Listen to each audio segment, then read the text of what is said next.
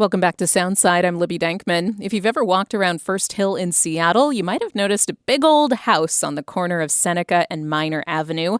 It's an impressive mansion made of brick and framed stucco. Several gables jut from its roofs. It looks kind of out of place sitting across from high-rises like something out of a storybook or Another Time. Well, it is from another time. The house is celebrating its 125th year. It used to be home to some of the most influential and first families of Seattle. KUOW's Natalie Akane Newcomb recently visited the home as caretakers prepare for its milestone birthday, and she takes us on a tour inside. It's a sunny evening in Seattle's First Hill neighborhood. I'm in front of the Stimson Green Mansion, which has stood here since 1901. It was built shortly after the Great Seattle Fire. It's a Tudor-style house. The outside walls are yellow stucco, and they're framed by dark brown pieces of timber.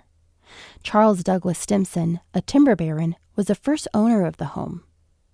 He moved out west to get a piece of the nearly untouched forests of the Pacific Northwest.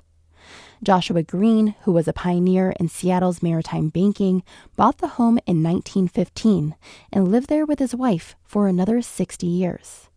Green also created the city's first mosquito fleet and eventually created what we know today as the Washington State Ferry System. Practically every part of the house is a testament to Seattle's history over the past 125 years, even its location here in First Hill. We are in the First Hill neighborhood of Seattle. Some call it First Hill because it is, of course, the first hill that you have to climb as you leave downtown heading east. Others call it First Hill because it was as developed where the first families of Seattle lived. Chris Moore is the executive director of the Washington Trust for Historic Preservation. Now everyone wants to be on the waterfront. It's beautiful. In 1901, it was dirty, it was industry, it was grimy, it was all the shipping, it was smoke billowing out. Waterfront was not the place you wanted to be. You wanted to move away from it. About 40 of Seattle's first families' homes stood right here. Now, only 4, including this mansion, are left. As I step inside the home, I can hear music. Gather Round, a local folk group, is performing in the library.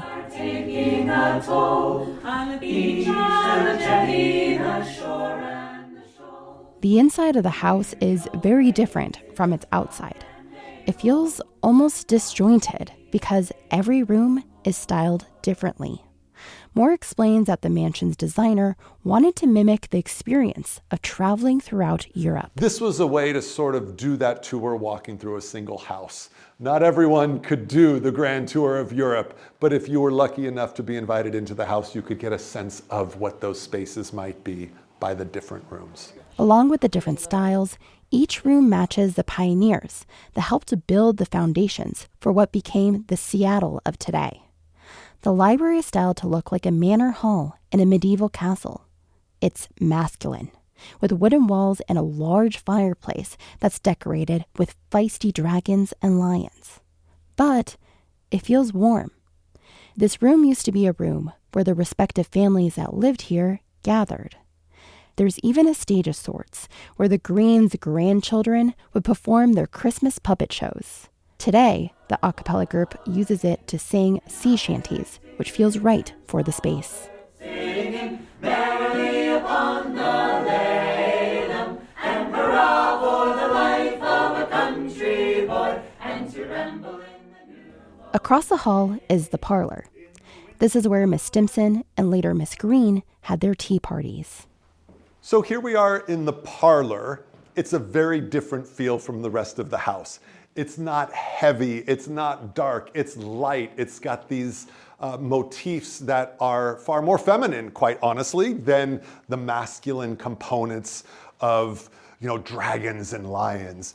The ceiling is styled with motifs of swans, a symbol of Empress Josephine, Napoleon's wife.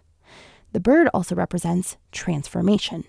It's fitting because Miss Stimson and Miss Green's conversations over tea were catalysts for changing what was an industrial town into a modern city. It was not just a social gathering. This was a high-powered group of women with very high aspirations in terms of the civic livelihood of Seattle. They had a real sense of responsibility to establishing Seattle as a major city. Again, 1901, it's early here, but it is in this room with Mrs. Stimson and her cohort of civic-minded individuals who wanted to establish Seattle as this great city, worked on things like establishing the symphony, worked on establishing what is now Children's Hospital, and all these sort of elements that any grand city, right? Any city that wants to call itself a rightful city needs to have. Miss Stimson hosted the neighborhood tea parties on Thursdays. That's why these days, the mansion hosts events for the public every Thursday. On this night, it's the folk concert. I'm gonna get a one-way ticket on the Providence Ferry, gonna carry me home, and I'm gonna let it. Welcome to the formal dining room. This room is done in a style that I like to refer to as early Renaissance. That's Abby Armato. She's also with the Washington Trust for Historic Preservation. She's giving a tour to the concert goers.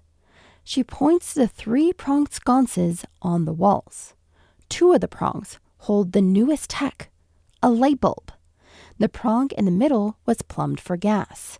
It's an artifact of a time when technology was changing, and this home was at the leading edge.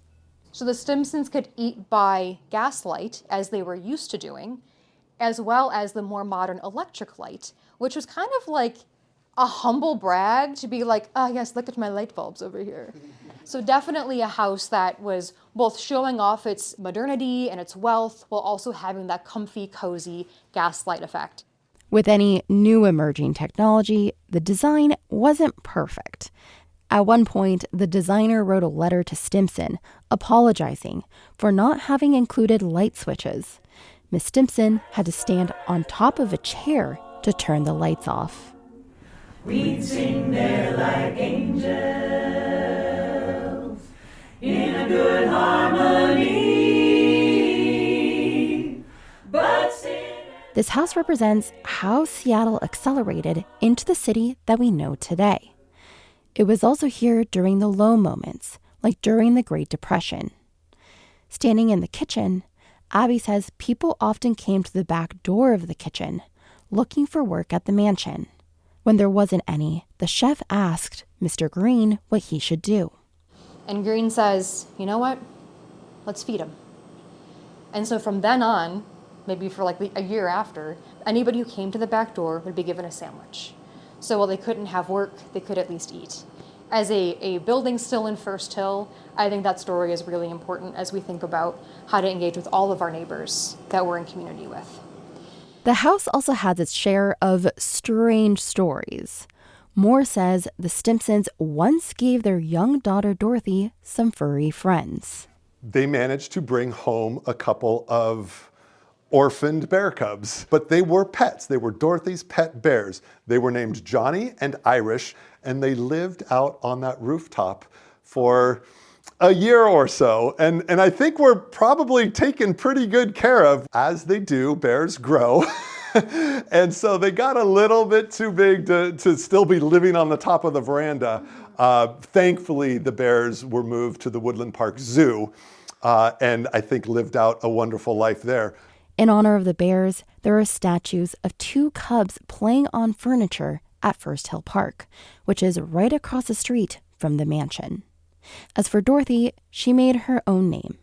She became a media mogul and brought Seattle's first local television station, King TV, to the city. Moore says this house represents everyday stories, ones that allow people to connect to people from the past. But the fact that it can still remain a community asset that people can come in and experience, I think is important. We learn about places like this, we can read about it, we can see pictures and PowerPoint presentations or whatnot. When you actually come to a place, there's nothing that is as visceral or that teaches you as well as experiencing.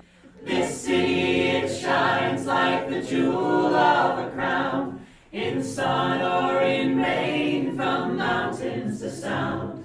The Stimson Green Mansion will be celebrating its 125th birthday party on Saturday. Folks stopping by can get a tour of the mansion, join sea shanty sing-alongs, sip out the wine garden, and jump around in the bouncy house, and so much more. For KUOW's Soundside, I'm Natalie Akane Newcomb. Oh, hurrah for Seattle, our town. This city, it shines like the jewel of a crown. In sun or in rain, from mountains to sound. So raise up your glasses and swallow them down. Oh, hurrah for Seattle, our town. Where storm, Seahawks, Sounders, and Mariners play. Our teams are well loved, and they usually stay. And we save lots of money on victory parades. Oh, hurrah for Seattle, our town. This city, it shines like the jewel of a crown. In sun or in rain, from mountains to sound. So raise up your glasses and swallow them down. Oh, hurrah for Seattle, our town. Thanks for listening to Soundside. Don't forget you can listen live on KUOW 94.9 Seattle at noon and 8 p.m. Monday through Thursday, or anytime right here online at KUOW.org, or of course on your favorite podcast app.